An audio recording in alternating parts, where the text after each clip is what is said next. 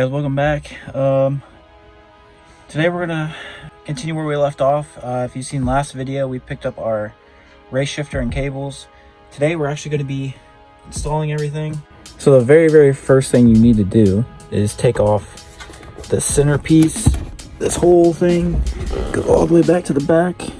There's a bolt right there. And then you should be able to just lift this up. So that's free. And then you're gonna pull up here, get this top piece off. It's all just clips. So just, there you go. Give it a little bit of force. Take that out. So now we can see our factory shifter assembly is here. Might also help if you undo your shift knob so you can get your shift boot off and then get this whole thing out of the way. Alright, after you twist this off of the threads here, this whole piece should come off, whether or not you have a shift boot or not. I have a custom bride one. So that aside. Alright, now that you have all this out of the way, gotta work on getting the rest of our center console out. So to do that, there are a screw here and a screw here, and then also back here where the cigarette lighter is, underneath everything, you can reach down and grab it, and it's just a wire to unhook it. Should be a wire harness, and then we should be able to go ahead and lift everything else out.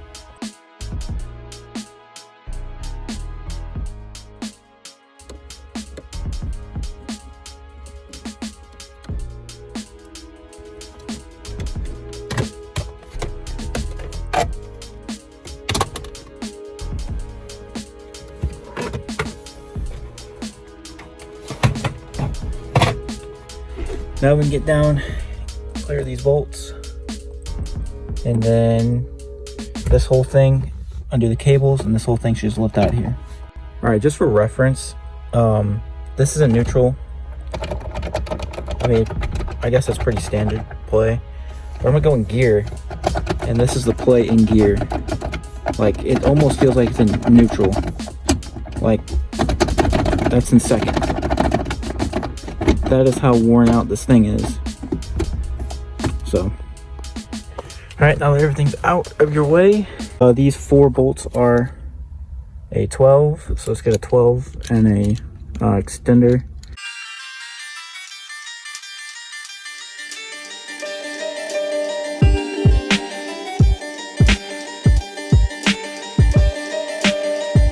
I'm running through this mansion like it's cardio, trying to find my brother. All right, now that you got all 4 bolts out of the transmission or the shifter assembly, you can move it up and down and around, but we still gotta take the cables out. There's 2 cables. They got these little pins, C-pins or whatever. Flatten them out, and then you can go ahead and basically just push them out. Okay, this one is out. I'd be really careful where you set these. They're pretty specific. I don't know if you can pick any of these up anywhere, but just in case, I'll set these just up here. I'm probably gonna get a bag for everything too, because I got a bunch of different bolts laying around, but then this should just slide out. Get that out of the way. All right, so this other side here, same concept. You got your clip there. Okay, so after about 20 minutes of wrestling this other cotter pin here, I finally got it out with a needle nose, so that's cool. I'm gonna set this up here.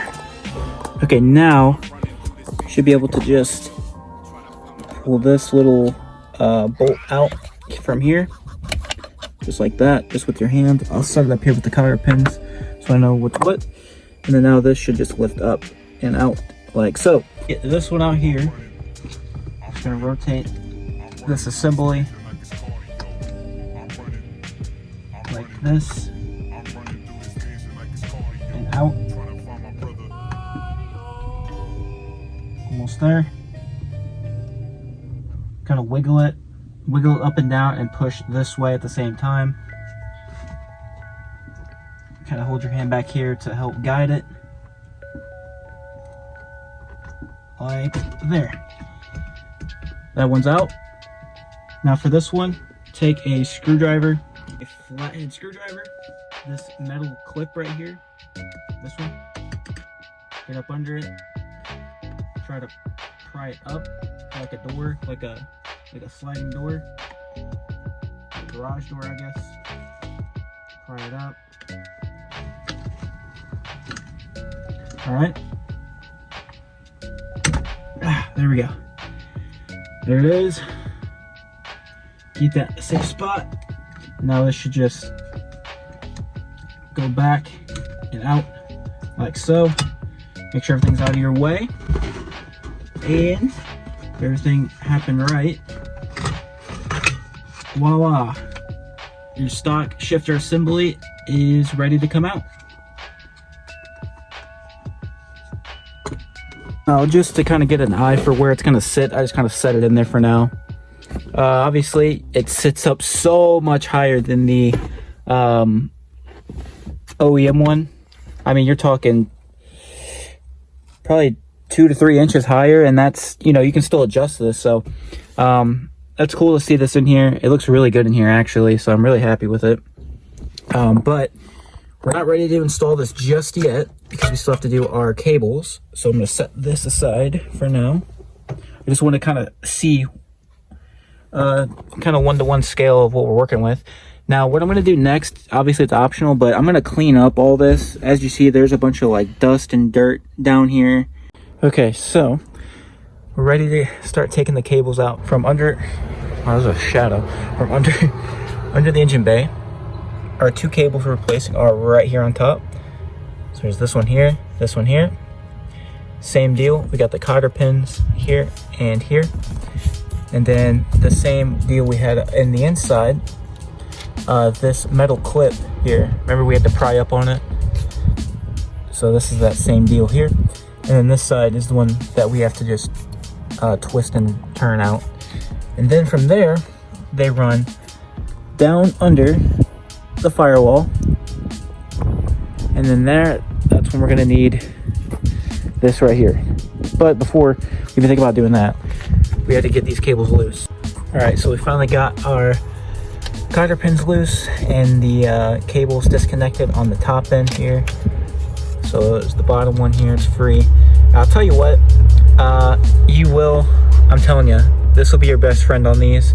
You're not gonna destroy your hands trying to do that. Just grab one of these and make your life a little easier. It does take still like 10 minutes to get these off. I mean, depending on what shape your car's in, it all depends. But anyways, we got these off. Now we're gonna have to slide this. It's like that gate we saw on the inside. This here, slide that up, and then these will come out. Same thing on that side. So let me do that real quick. Okay, just got the bracket off. Oh my God. So I have to use the screwdriver to pry it and then the hammer to get some force behind it. So I'll show you what I mean here. Got the screwdriver here, pried. Take your hammer. Okay. Basically just do this. You see here, right here where the screwdriver is, and fit it on the lip of the gate.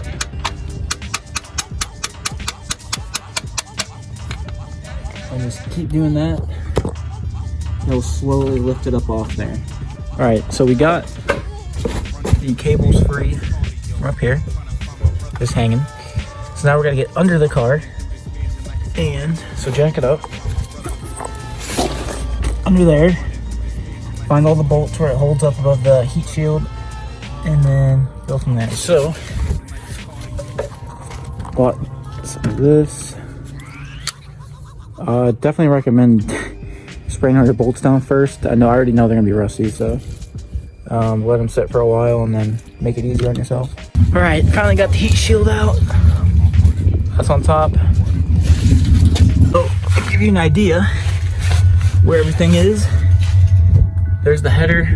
The heat shield was right over it. Obviously, there's 3 bolts. And then the shift cables, let me get under here a little better. These are the shift cables here. So, see them here, they run from the engine bay down around. You got that bolt there, we soaked in PB, and then that bolt right there, and then up there is that rubber grommet from the inside. You're gonna have to finesse out, and then once everything's loose, take the cables from the engine bay and pull them out. Okay, after about an hour of messing with this, we finally got the stock cables out. This bracket here is the one we had to just open up and take the cable out without having to take the whole bracket out, because if you can see where the sway bar is, you can't fit a socket in a ratchet up there. It's really hard to fit any tool up there. If you guys have the same issue, let me know, but we just had to bend the bracket out and get the cables free, and then we'll just button everything back up.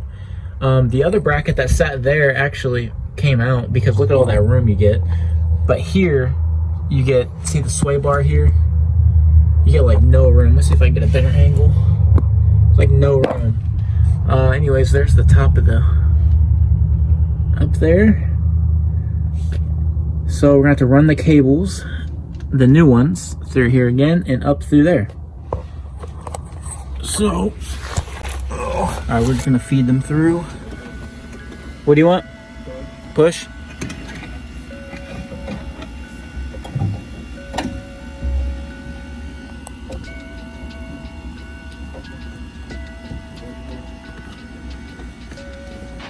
All right, we just finished putting everything back in, including the trim pieces. This is all custom trimmed, so that's why I have this running this. If it's not trimmed, you're gonna hit, obviously, the plastic, but here it is. Sits up pretty, you can adjust it, but I think it sits up nice, for me at least. I can kind of rest and be fine. There it is. See, it doesn't sit up too high. See, when you have the plastic, it looks like you're a mile high, but when you put the plastic back, it's like, oh, okay, well, it's not that bad. But I'll show you the throws. That was reverse. That's not good. So, throws aren't bad. Compared to OEM, though, they're night and day. But I know you can adjust the throw. You can adjust a bunch of stuff on here, so I'll have to look into that and do it, but I don't know, dude. The throws are like, they're almost perfect. They're not like too short, but they're not like, I'm like way up here like a bus driver, so I don't know. I'll have to feel it out when I drive it. All right, everything's in. We're letting the car warm up before we take it out for a test. Make sure everything's out front of the car. Looks pretty good in there. What is this? Oh, that's from that bird. Look at this. Look at that. Are you kidding me? First drive, short throws, ish. Oh my. So much better. Oh my God. That's like day and night.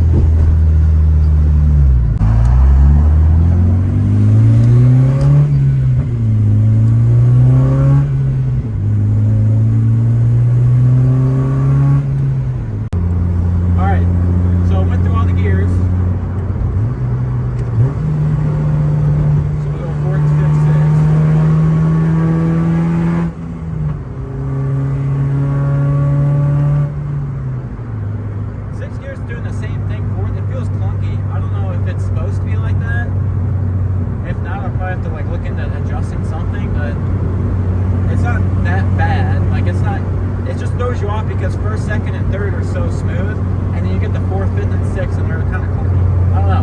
Maybe it's just how the gearbox is. I don't know. But I mean, it's exactly what I expected it to be. It's all like, it's fine. It's shorter. It's more responsive. It feels good. It sits higher. I think it sits like a good inch or two higher than the normal or where the stock one sat. So like for me, if I'm driving like this and I go to reach over, I'm not like, it's kind of like a good ratio. I'm not really like going down or going up. I'm just kind of going over, which is always nice.